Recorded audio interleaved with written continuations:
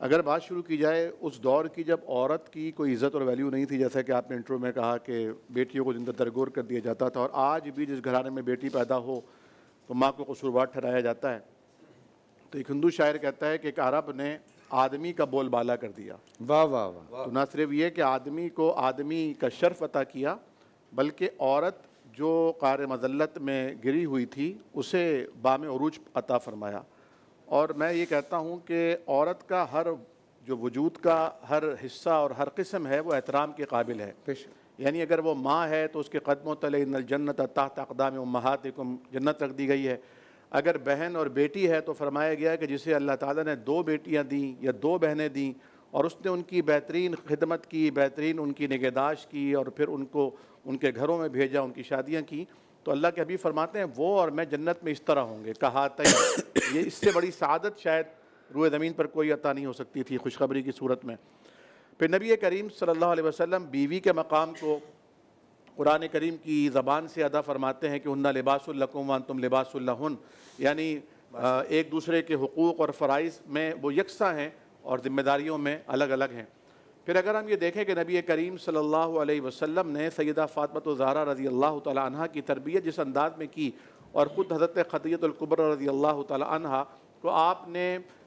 جس طرح آپ کے پاس دولت تھی اور آپ اس طرح تجارتی قافلوں کو روانہ کیا کرتی تھیں، اور وہ آپ نے خود اختیاری طور پر اپنی ساری دولت حضور کریم کے قدموں میں لا کے ڈھیر کی، جس سے اسلام کو نشر و اشاعت کا موقع ملا. تو حضرت فاطمہ الزہرا کی ابتدائی اوائل عمر سے ہی یعنی چشم سیر تھیں، آنکھیں بھری ہوئی تھیں، انہیں دنیاوی ثروت کی یا دولت کی کوئی ہوس نہیں تھی. وہ جس چیز کی متمنی تھی وہ اللہ کے حبیب صلی اللہ علیہ وسلم نے ان کو عطا فرمائی کہ اے فاطمہ کیا تم اس پر راضی نہیں ہو کہ اللہ نے جنت کی ساری عورتوں کو تمہیں سردار بنا دیا ہے،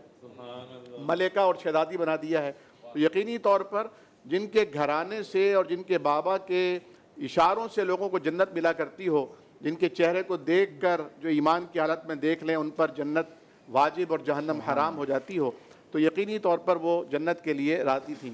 اب اگر دیکھنے کی بات، جس طرح بھی یہ بات ہو رہی تھی دوران بریک بھی آپ فرما رہے تھے کہ شادی بیاہ کے موقع پر بچیوں کو جس طرح ریجیکٹ کیا جاتا ہے اور ان میں عیب نکالے جاتے ہیں، اور کہیں یہ دیکھ کر کہ گھرانہ کتنا بڑا ہے، اور کہیں یہ دیکھ کر کہ باپ اور بھائی جاب کہاں کرتے ہیں یا کاروبار کون سا کرتے ہیں، تو حضور کریم صلی اللہ علیہ وسلم نے جو بات فرمائی کہ سب سے بہترین تحفہ جو کوئی والد اپنی اولاد کو دیتا ہے، بیٹی کو دیتا ہے، وہ دین ہے، اخلاق ہے، کردار ہے، وہ معاشرت کو گزارنے کا طریقہ ہے. اور اگر قرآن حدیث شریف میں دیکھیں فرمایا کہ تنکح المرأۃ لأربع، کسی بھی عورت سے 4 باتوں کی وجہ سے شادی کی جاتی ہے، لمالہا ولحسبہا ولجمالہا ولدینہا. 4 چیزیں دیکھی جاتی ہیں، یا تو اس کا جمال دیکھا جاتا ہے جو کہ عارضی ہے، ختم ہو جائے گا، یا اس کا مال دیکھا جاتا ہے جو کہ فانی ہے، بالآخر ختم ہو جائے گا، یا اس کا حسب اور نسب دیکھا جاتا ہے. اور حدیث فرماتی ہے جس کا عمل اسے پیچھے کر دے اس کا حسب اسے آگے نہیں بڑھا سکتا. اور حدیث شریف میں آتا ہے کہ حضور نے تو خود حضرت فاطمہ الزہرا سے فرمایا تھا، یہاں فضائل کی تو بات ہو رہی ہے لیکن اصل تو چیز عمل ہے. آپ نے فرمایا تھا یا فاطمہ بنت محمد، اے محمد سرکار دو عالم کی بیٹی فاطمہ، اعملی اعملی فإنک لا اغنی عنک من اللہ شیئا. اے فاطمہ عمل کرنا اور میرے رستے پر چلنا، کیونکہ اگر میرے رستے پر نہیں چلی تو جس طرح حضرت نوح علیہ السلام کو اللہ تعالیٰ نے فرمایا تھا کہ انہ لیس من اہلک انہ عمل غیر صالح، تو وہ جو نسب ہے نا وہ اس وقت فائدہ پہنچاتا ہے جب عمل جڑا ہوا ہو. تو یہاں پر اگر بات چلتی ہے تو وہ سید سادات گھرانوں کے ہمارے بھائی، ہماری بہنیں جنہیں اللہ تعالیٰ نے نسب کے اعتبار سے یہ سعادت عطا فرمائی ہے، وہ عمل کے اعتبار سے بھی یہ ہمارے جو سرداران سادات ہیں اور ہم سب کے سردار ہیں ان کے نقش پا کی پیروی کریں، کیونکہ عمل سے بنتی ہے زندگی، جنت بھی جہنم بھی. یہ خاکی اپنی فطرت سے نہ نوری ہے نہ ناری ہے. تو اگر دیکھا جائے آپ نے فرمایا دین کو ترجیح دو، اور اگر تم نے دین کو ترجیح نہ دی تو تمہارے ہاتھ خاک آلود ہو جائیں گے. تو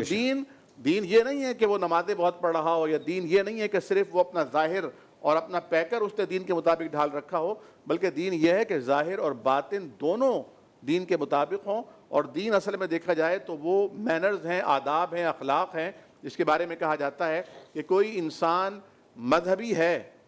لیکن آیا وہ دیندار بھی ہے.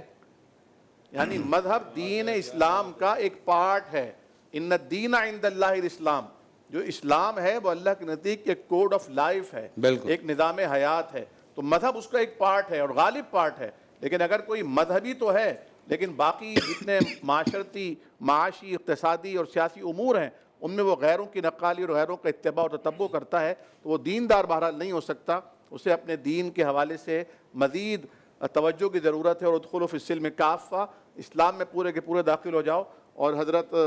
شریعت مفتی شریعت داؤد صاحب کی زبان میں کہ اسلام میں داخل ہوتے ہیں اور ایمان پھر مسلمان میں داخل ہوتا ہے. واہ واہ.